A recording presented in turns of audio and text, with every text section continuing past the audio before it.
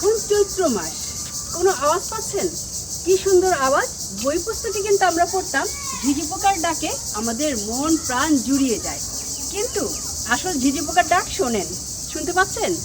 এরকম তো এরকম দেখা যায় এই সকাল থেকে শুরু হয় ঝিঝি পোকার ডাকা, আর এটা শেষ হয় একদম যখন আজান দেয় ঠিক তখন। আর এটা শুধু সারাক্ষণ এভাবে ডাকতেই থাকে। আর এত মাথা ব্যথা করে, কি আর বলবো।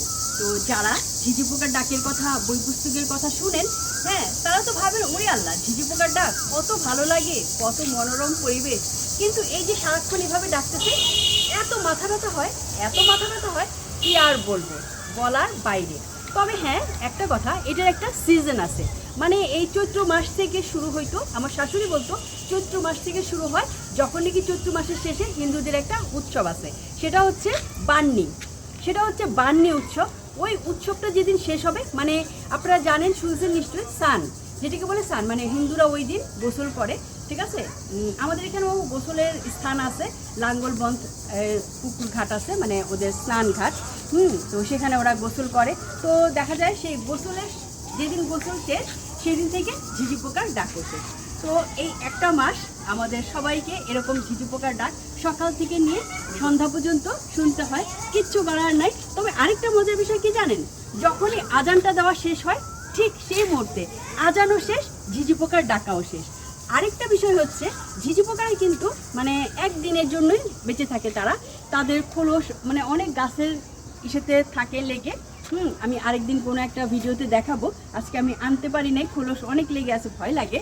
হ্যাঁ, তো এই আর কি, আজকে আপনাদের সাথে ওই যে বললাম, আসলে বই পুস্তকে যা মানে যেই জিনিসগুলো সুন্দর পড়তে দেখতে, কিন্তু যখন নাকি বাস্তবে আমরা সেটা করি, এখন না, যেটা নাকি বাস্তবে যদি আমরা সেই জিনিসটা অনুভব করি, বা বাস্তবের সাথে যখন আমরা বাস্তবের মুখোমুখি হই, তখন বোঝা যায় আসল বিষয়টা কি। দেখতে পাচ্ছেন, আমি এই যে কথা বলতেছি, তারা কিন্তু ডেকেই যাচ্ছে, তারা কিন্তু কখনো থামে না, আর থামবেও না। ওই যে বললাম, একদম ফজরের আজানের পরে শুরু হয়, আর একদম মাগরিবের আজান দেওয়া শেষ হয়, আর তাদের ডাকাডাকি শেষ হয়। তো এই তো, এটাই আজকে ভাবলাম আপনাদের সাথে ঝিঝি পোকার আওয়াজটাও শোনাই, আর এই কথাগুলো বলি আমি যতটুকু জানি।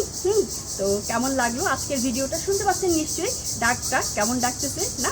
তবে হ্যাঁ, এই চৈত্র মাস মানে বসন্তকালে কোকিলও অনেক ডাকে, অনেক কোকিল ডাকে আশেপাশে, কিন্তু ঝিঝি পোকাটা একদম মাথাটা আমার গরম করে দেয়, কি আর বলবো, মানে নেওয়ার মতো না। সারাক্ষণ এই শব্দ। আমার শব্দ শোনা যাচ্ছে কিনা আমি জানি না, অবশ্যই কমেন্ট করে জানাবেন। আর যদি ভালো লাগে, সবার মাঝে বিষয়টা শেয়ার করবেন। ওকে, তো আমি কিন্তু আপনাদের কমেন্টের অপেক্ষায় রইলাম। আজকের মতো আল্লাহ হাফেজ।